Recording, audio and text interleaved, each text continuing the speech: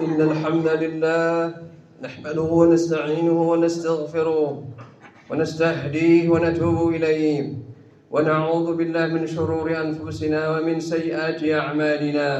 من يهده الله فلا مضل له ومن يضلل فلا هادي له. أشهد أن لا إله إلا الله وحده لا شريك له وأشهد أن محمدا عبده ورسوله لا نبي بعده. اللهم صل وسلم وبارك على نبينا محمد وعلى آله وصحبه ومن تبعه بالهدى إلى يوم القيامة. أما بعد، فيا عباد الله، أوصيكم ونفسي بتقوى الله وطاعته، فقد فاز المتقون. وقال الله تعالى عز وجل في القرآن الكريم: أعوذ بالله من الشيطان الرجيم. يا أيها الذين آمنوا اتقوا الله حق تقاته ولا تموتن إلا وأنتم مسلمون.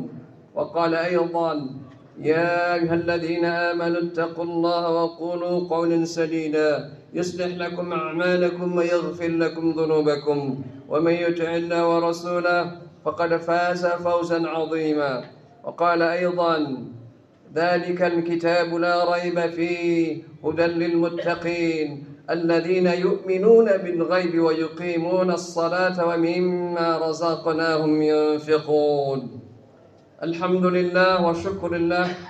Marilah kita senantiasa saling mengingatkan agar kita menjadi hamba Allah yang senantiasa bersyukur kepadanya. Dan sikap tasyakur nikmat inilah yang mendatangkan peluang nikmat yang lebih besar lagi. Nikmat-nikmat Allah yang Allah berikan kepada kita, ada yang suatu ketika akan berlalu. Cepat atau lambat dia akan kemudian berpisah dengan kita. Maka sebelum nikmat itu berpisah, maka kita tukar nikmat itu dengan nikmat Allah yang jauh lebih besar lagi. Itulah sejatinya orang yang bersyukur kepada Allah. Selawat dan salam semoga Allah curahkan kepada manusia yang paling bersyukur kepada Allah, yang paling bisa bertransaksi kepada Allah Subhanahu wa taala, sehingga kemudian mendapatkan nikmat yang paling besar, dan dialah Rasulullah sallallahu alaihi wasallam. Semoga selawat dan salam yang sama Allah curahkan kepada keluarga beliau, kerabat beliau, sahabat beliau, para pengikut mereka yang baik, dan mudah-mudahan termasuk kita. Dan semoga selawat dan salam kita ini mendatangkan nikmat Allah nanti di hari kiamat berupa syafaat Rasulullah sallallahu alaihi wasallam. Jamaah yang dimuliakan Allah, kita hidup di era yang serba nyata. Kalau tidak nyata, maka kita boleh mempertanyakan dan barangkali kita perlu skeptis. Tapi ketahuilah di dalam Al-Quran, ayat-ayat pertama yang menjelaskan tentang ciri-ciri orang yang bertakwa, justru sebaliknya. Allah memperkenalkan kita satu fondasi yang ini kemudian menjadi bekal bagi siapapun yang kemudian menjalankan iman dan Islam ini. Apa itu? Al-Quran menyebutkan ciri-ciri orang yang bertakwa yang pertama kali disebutkan dalam Al-Quran adalah alladzina yu'minuna bil ghaib. Mereka yang beriman kepada yang tidak tampak. Ghaib ini bisa bermakna tidak hadir bersama kita, juga bisa bermakna tidak bisa kita indrakan. Artinya mata kita, pendengaran kita, tangan kita tidak bisa kemudian merasakannya. Dan kita diperintahkan Allah pertama kali agar kita kemudian bisa menjalankan ibadah kita dengan benar adalah alladzina yu'minuna bil ghaib. Sesuatu yang bertolak belakang sebenarnya dengan nalar manusia pada umumnya. Kita baru percaya kalau kemudian kita melihat hasilnya. Kita baru kemudian mau ikut kalau kemudian kita lihat dengan mata kepala kita sendiri manfaatnya. Tapi Al-Quran mengajarkan kita cara berpikir yang seolah-olah terbalik dengan kehidupan manusia di alam nyata ini. Kita harus mengimani kepada sesuatu yang belum tampak atau tidak hadir bersama kita. Dan jamaah yang dimuliakan Allah, ini adalah fondasi yang paling penting. Karena tanpa keimanan kepada yang gaib ini, maka ibadah-ibadah yang kita tegakkan di atas keimanan kita ini, itu kemudian sangat boleh jadi rapuh dan runtuh. Contoh, ayat itu juga kemudian menjelaskan kepada kita Setelah beriman kepada yang gaib, Allah kemudian menunjukkan ada dua ibadah yang disebutkan di sana. Alladzina yu'minuna bil ghaib wa yuqimunas shalah. Ini ibadah yang pertama. Kemudian yang kedua adalah wa mimma razaqnahum yunfiqun. Iqamatus shalah dan kemudian infak. Masya Allah, ini luar biasa memang Al-Quran. Di ayat ini langsung kemudian Allah tunjukkan ada dua perwakilan ibadah. Dan ini keduanya mewakili ibadah kita secara keseluruhan. Ibadah kita ini secara umum ada dua memang. Ibadah yang intangible, tidak terlihat. Kita hanya ikut aja dan kita tidak tahu pun efeknya apa. Nah, itu contohnya sholat.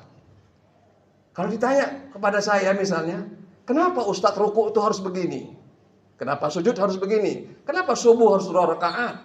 Sementara zuhur 4 rakaat? Nggak bisa kita jawab. Bahkan Nabi pun tidak bisa menjawabnya. Kita hanya mengimani saja. Ini adalah ibadah yang tak terlihat, intangible. Tapi kalau infak itu wajib. Karena sesuai dengan istilah infak itu di dalam Al-Quran, semua istilah infak itu pasti terkait dengan harta. Tidak ada kita infak dengan senyuman atau dengan cuma menawarkan pekerjaan. Tidak, infak itu dengan harta. Wa mimma razaqnahum yunfiqun. Ini artinya apa? Amal-amal yang tangible. Jamaah yang dimuliakan Allah, kedua amal ini akan terasa sangat berat sekali. Kita semua pasti pernah mengalaminya. Mungkin sekali dua kali kita akan bertanya dalam hati kita, untuk apa saya sholat? Kalau sholat saya dengan kerjaan saya nggak ada hubungannya. Untuk apa saya menyediakan waktu? Toh ada juga orang yang nggak sholat, hidupnya sukses. Sementara saya sudah sholat berpuluh-puluh tahun, hidupnya begini saja. Kalau kita masih bertanya seperti itu, karena memang ibadah ini ibadah yang intangible. Sebaliknya ibadah infak, kita juga bertanya-tanya, untuk apa saya infak? Sudah pasti keluar sesuatu harta dari yang saya miliki. Tidak mungkin ada orang berinfak kalau dia buat pembukuan pada dirinya. Tidak mungkin dalam berinfak itu itu kemudian yang terjadi adalah naiknya aktiva. Tidak, itu pasti keluar uangnya. Sementara kita ini manusia dibekali Allah sifat posesif, watak memiliki dan plus bakhil. Maka kita bertanya, untuk apa saya infak? Kalaupun kita mau infak, kita transaksional. Biasanya kalau ada keperluan kita baru berinfak. Kalau ada misalnya urusan kita berat sekali rasanya, harus kita selesaikan, baru berinfak kita. Tapi kalau nggak ada keperluannya, untuk apa kita berinfak? Jamaah yang dimuliakan Allah, kalau pertanyaan-pertanyaan itu muncul dalam diri kita, untuk apa saya sholat, untuk saya berinfak? Ini adalah pertanyaan yang menyangkut kepada keimanan kepada yang gaib. Dan kita perlu kemudian melakukan review terhadap fondasi keimanan kita ini. Jangan-jangan kita memang nggak beriman pada yang gaib. Tapi pertanyaan yang lebih mendasarkan lagi adalah, apakah sebenarnya kita ini bisa beriman kepada yang gaib? Jawabannya adalah, kita terlalu sering beriman kepada yang gaib.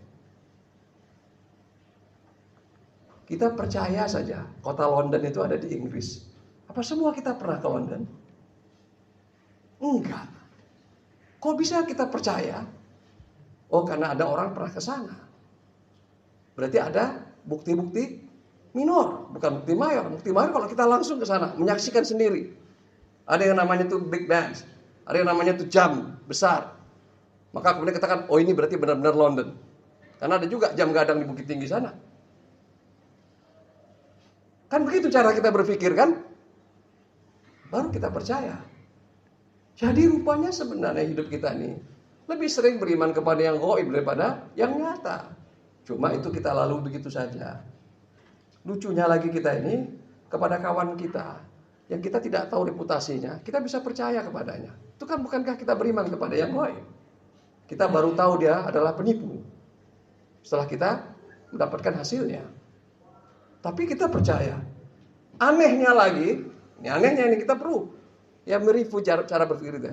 Allah Subhanahu wa taala di dalam Al-Qur'an, la yukhliful mi'ad, innaka la tukhliful mi'ad. Dia tidak pernah sedikit pun menyalahi janjinya. Tapi dalam pikiran kita, ketika kita berinfak masih bertanya kita, apakah Tuhan akan memberikan balasan? Tidak. Kapan doa saya dikabulkan? Apa Tuhan mendengar gak doa saya? Kita masih mempertanyakan Dia. Padahal definisi Tuhan menurut insting kita pasti yang maha sempurna, yang maha mendengar. Maka gak mungkin ada logika itu masuk. Karena yang disebut dengan Tuhan itu adalah yang maha semua.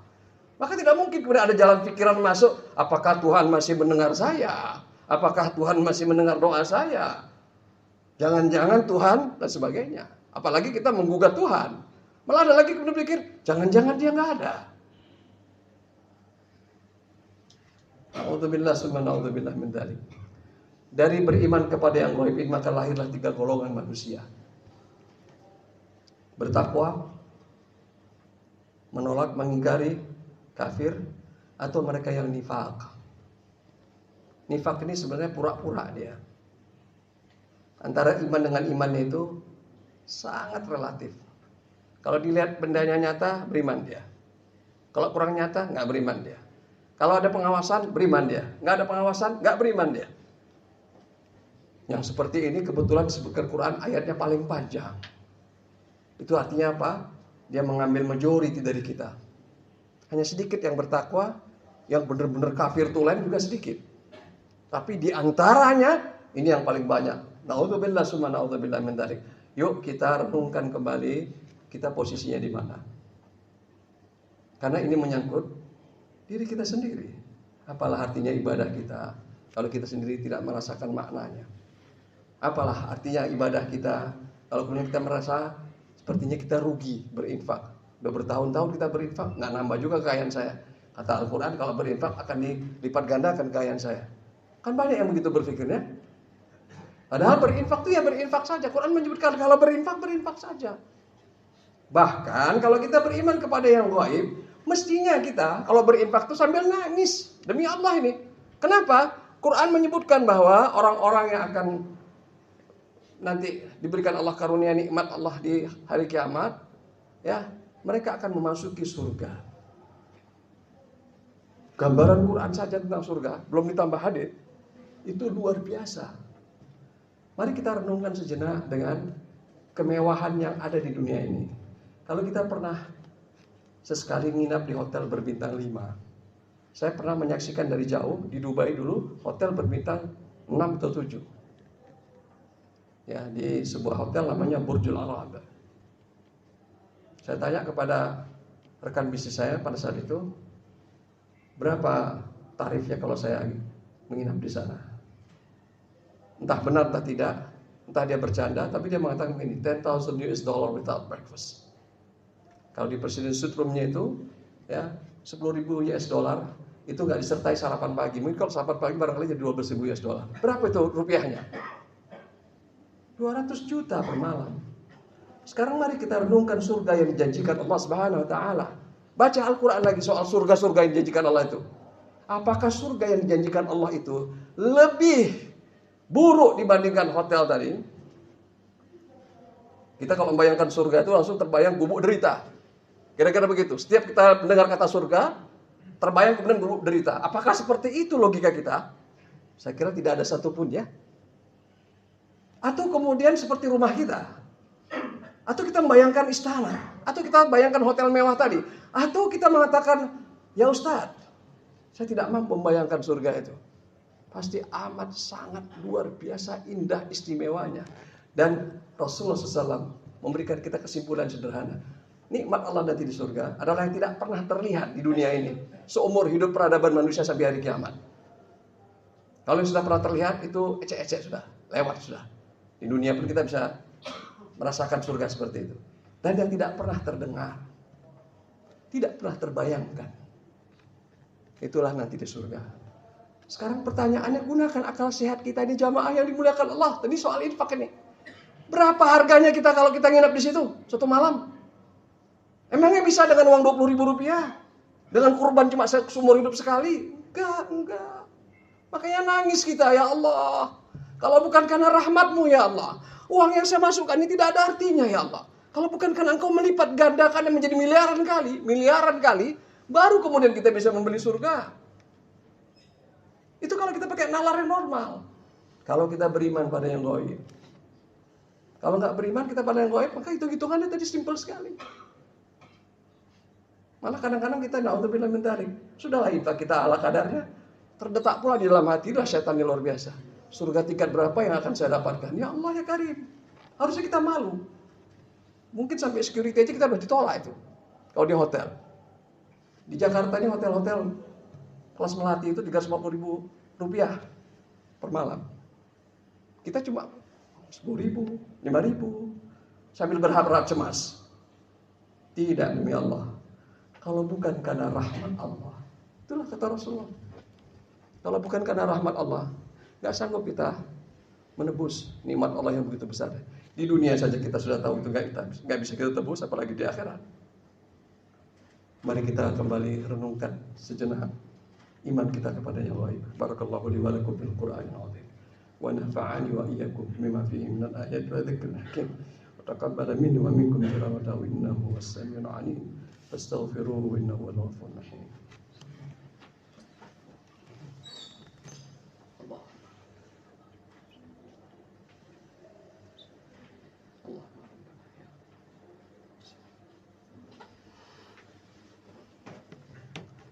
الحمد لله الذي أرسل رسوله بالهدى ودين الحق يظهره على الدين كله وكفى بالله شهيدا أشهد أن لا إله إلا الله وحده لا شريك له وأشهد أن محمدا عبده ورسوله الذي لا نبي بعده اللهم صل وسلم وبارك على سيدنا وحبيبنا وشفيعنا مولانا محمد كما صليت وسلمت وباركت على إبراهيم إنك حميد مجيد فيا عباد الله أوصيكم ونفسي بتقوى الله وطاعته faqad faza man ittaqa.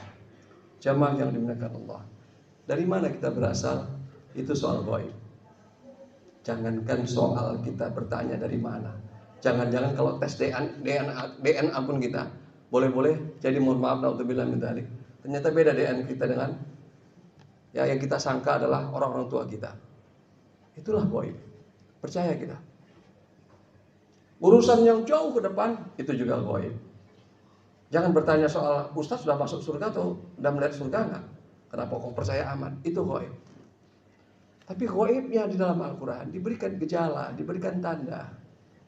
Sehingga kita yakin bahwa ini adalah berita yang benar. Datang dari orang yang benar, tidak berdusta. Qurannya bisa diuji, bisa dilihat, bisa dibaca, bisa diuji. Maka akhirnya kita berkesimpulan ini pasti benar. Nggak perlu kita harus nunggu sampai menyaksikan neraka. Karena kalau sudah menyaksikan itu artinya sudah masuk ke sana. Dan tidak perlu lagi kemudian kita mengatakan, aduh seandainya dahulu saya beriman. Karena Quran sudah memotretnya juga. Bahkan ada yang lagi yang lebih menyesal lagi. Ya laitani kuntu turaba. Ya Tuhanku, kalau beginilah urusan di akhirat ini akhirnya. Kenapa saya tidak diciptakan jadi tanah saja dahulu? Dia lupa bahwa jadi manusia itu adalah nikmat Allah. Karena tidak semua makhluk dipilih jadi manusia. Walaupun manusianya ada yang miskin, ada yang kaya, tapi jadi manusia saja itu sudah nikmat Allah Subhanahu wa taala. Dan orang ini kemudian mengingkari nikmat itu di akhirat. Ya laitani kuntu turab. Tidakkah kita percaya kepada ekspresi ini nanti kelak akan ada di hari kiamat?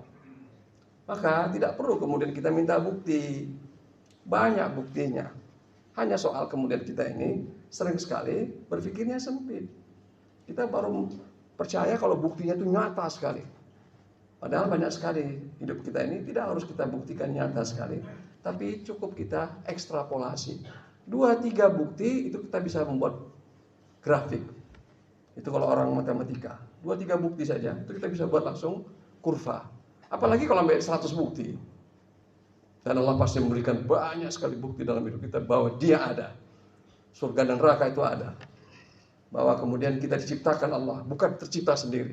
Bahwa kita punya masa lalu dan seterusnya dan seterusnya. Yuk, belum terlambat. Supaya apa? Salat kita bermakna. Infak kita bersih, ikhlas. Kita hanya mengharapkan imbalan dari Allah Subhanahu wa taala.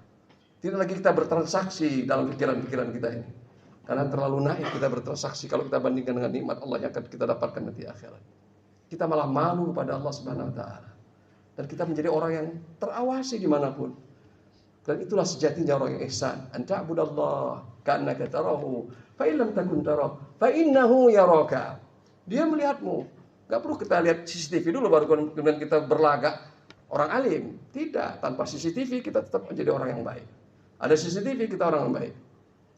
Tidak ada CCTV kita taat aturan. Ada CCTV kita taat aturan. Itu namanya kita merasa diawasi. Luar biasa kalau ada yang seperti itu sikapnya, karakternya.